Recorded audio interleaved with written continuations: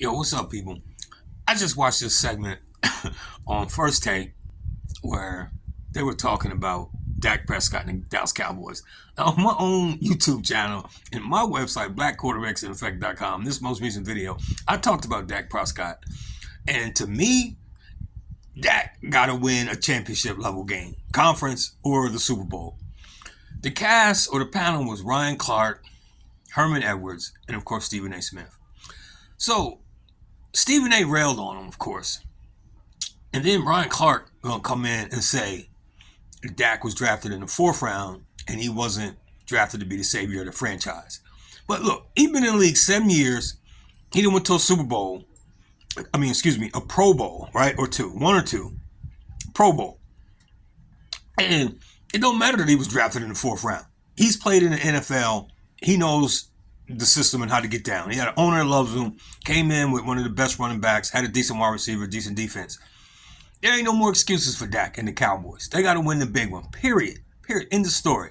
Herm Edwards kind of said all the quarterbacks that came after Roger Staubach have not won a Super Bowl. I mean, outside of Troy Aikman. The Danny White and Tony Romo areas didn't produce Super Bowls.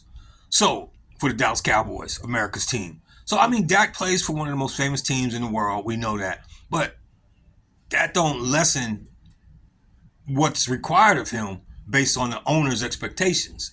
So I'm saying it's the owner that's creating these expectations because Dak is not a championship level quarterback. He hasn't proven that in 8 years. Well, this will be the eighth season. So don't, get mad at Dak or hate on Dak.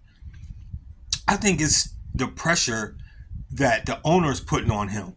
Now, I brought up the comparison to Jared Goff. Jared Goff was drafted number one. He took a team to the Super Bowl and lost.